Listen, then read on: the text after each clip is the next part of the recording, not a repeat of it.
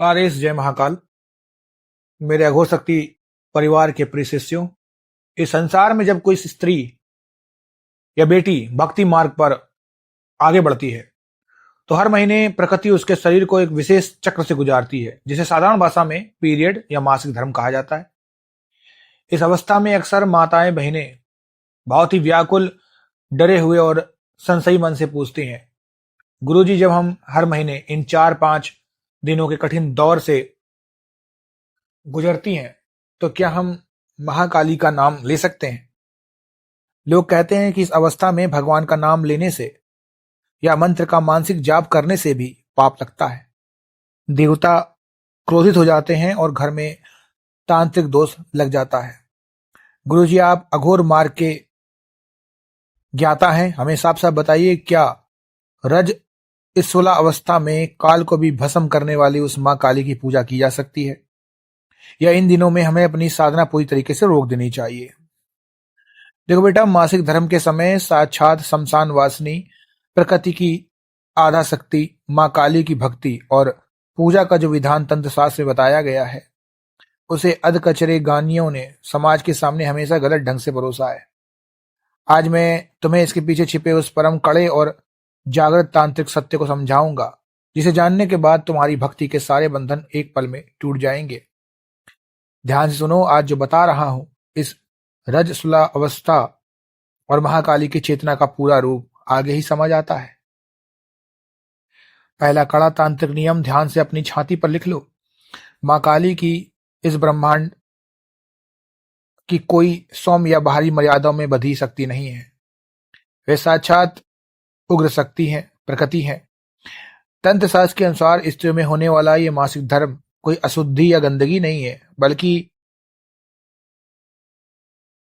यह साक्षात सृजन की वो अग्नि है जिसके बिना इस संसार में किसी मनुष्य का जन्म ही नहीं हो सकता। स्वयं काम रूप कामाख्या पीठ में माँ के इसी रजस्वला रूप का महाउत्सव मनाया जाता है। इसीलिए माँ काली की भक्ति में शरीर की नहीं बल्कि भाव की प्रधानता होती है। तंत्र का कड़ा आदेश है कि इन 4 दिनों में तुम माँ काली की किसी भी भौतिक मूर्ति को हाथ नहीं लगाओगे, मंदिर के भीतर प्रवेश नहीं करोगे और ना ही हाथ में रुद्राक्ष या तुलसी की माला लेकर भौतिक रूप से जाप करोगे। लेकिन तुम्हारे मन के भीतर चलने वाले मानसिक जाप पर संसार का कोई नियम, कोई सूतक और कोई पाबंदी लागू नहीं हो सकती। तुम बिस्तर पर लेटे बैठे बैठे, उठते बैठते अपने मन ही मन माँ काली के नाम का स्मरण और उनके मंत्रों का मानसिक घर्षण कर सकते हो। माँ काली काल की स्वामिनी है, वे अपनी बेटियों के इस कष्ट को भली भांति समझती हैं। इस अवस्था में किया गया मानसिक विलाप और भक्ति माँ के हृदय को और तेजी से पिघला देती है। यहाँ लोग सबसे बड़ी भूल करते हैं, असली तरीका आगे ही समझ आता है। यहाँ माताएं बहनें सबसे बड़ी भूल ये करती हैं कि वे लोक लाज और अधकचरे पंडितों के डर से इन दिनों में माँ काली का ध्यान करना ही छोड़ देती हैं। वे मन में एक डर बिठा लेती हैं कि अगर उन्होंने माँ का नाम लिया तो कोई अनिष्ट हो जाएगा। बेटा, तंत्र का कड़ा नियम है, भय जहां होगा वहां भवानी कभी खड़ी नहीं हो सकती। अगर तुम डर कर अपने इष्ट से दूर हो जाओगी तो तुम्हारी साधना की कड़ियां टूट जाएंगी और तुम्हारी तैयारी हमेशा अधूरी रह जाएगी। तुम्हें इस अवस्था में अपने मानसिक बल को और मजबूत करना होगा। जब शरीर कष्ट में हो तो माँ काली को साक्षात अपनी सच्ची माँ मानो। जैसे एक छोटा सा बच्चा कीचड़ में भी सना हो तो उसकी सगी माँ उसे दूर नहीं ढकेलती बल्कि गले से लगा लेती है, वैसे ही माँ काली अपने साधक के मन की पवित्रता देखती हैं, शरीर की चमड़ी नहीं।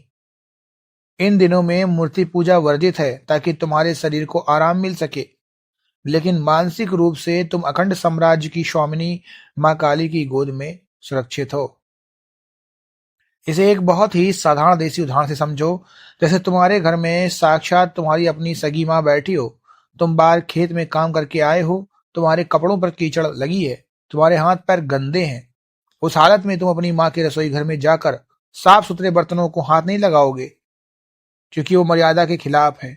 लेकिन क्या उस कीचड़ की वजह से तुम अपनी माँ को माँ कहना बंद कर दोगे? क्या तुम्हारी माँ तुम्हारी आवाज सुनकर तुम्हें डांट कर भगा देगी? नहीं। वो दूर से ही तुम्हें दुलारेंगी और कहेंगे कि हाथ पैर धोकर आ जा।